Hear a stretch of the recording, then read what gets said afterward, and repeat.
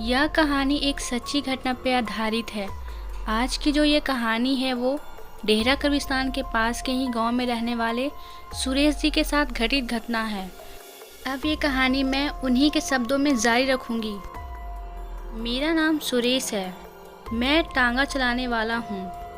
वो रविवार का दिन था। शाम के 7 बजे थे और मैं अपने घर पर था। तभी वहाँ राजू आया। राजू हमारे गांव का तो नहीं था, पर उसे कुछ खेत हमारे ही गांव में थे, जिसके कारण वो यहाँ आती रहता था। राजू ने मेरे पास आकर कहा कि उसकी घास उसके खेत में कटी रखी है और उसकी घास को उसके घर तक छोड़ना था। उसका गांव हमारे गांव से लगभग 5 या 6 किलोमीटर की दूरी पर ही होगा।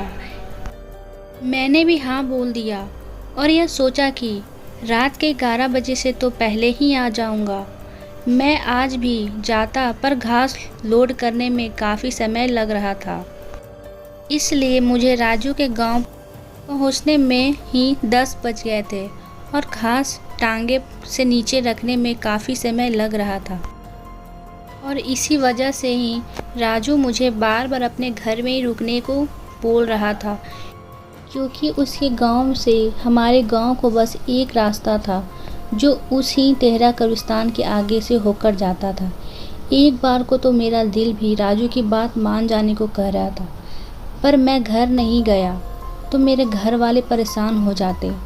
ना मेरे पास कोई फ़ोन था और ना ही मेरे घर वालों के पास। मेरे घर में 2 मेरे छोटे छोटे बच्चे, मेरी बीवी और मेरे माता पिता थे। मुझे उन सब की चिंता ने आने पर मजबूर कर दिया था और अब मैं उसी ही कब्रिस्तान के पास आ गया हूँ।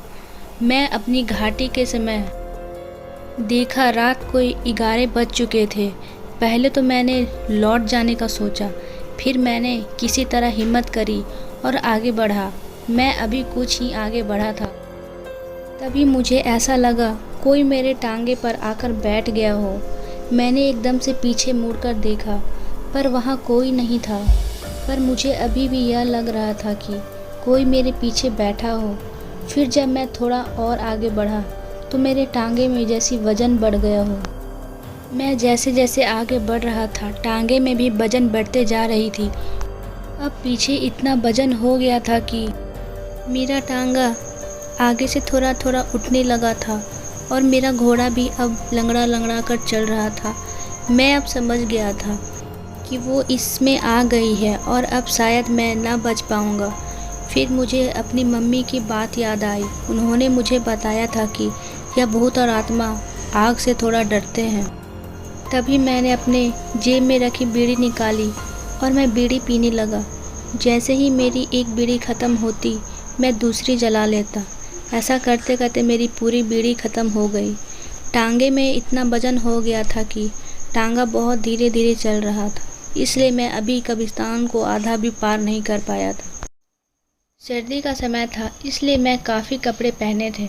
जैसे ही मेरी बीड़ी ख़त्म हुई, मैंने जो कंबल उठा लिया था उसे उतार कर मैंने उसमें आग लगा दी और कंबल की आग ख़त्म होने ही वाली थी। तभी मैंने अपना स्वेटर निकाल कर जला दिया और स्वेटर की आग ख़त्म हो उससे पहले मैंने अपनी कमीज़ निकाल कर जला दी। जान बचाने के लिए कुछ तो करना ही था, इसलिए मैं अपने शरीर में पहले सभी कपड़ों को जला रहा था। ऊपर के सभी कपड़े ख़त्म होने पर मैंने अपने पैजामे को उतार कर उसमें भी आग लगा दी। अब बस मेरा एक कच्छा ही बचा था। उससे पहले मेरे पैजामे में लगी आग ख़त्म होती, उससे पहले ही अब कब्रिस्तान की दीवारें ख़त्म होने वाली थी। जैसे ही मैंने कब्रिस्तान पार करा तो देखा एक बड़ी ही भयानक सी औरत मेरे टांगे से नीचे उतरी और उसने कहा, आज तो बच गया तू, पर अगली बार आया तो नहीं बचेगा। इतना बोलकर वो खड़ी रही और मैं अपने घर की ओर चला गया। उस दिन से सुरेश कभी उस रास्ते से रात में नहीं जाता। वीडियो अच्छी लगे तो सब्सक्राइब करना ना भूले।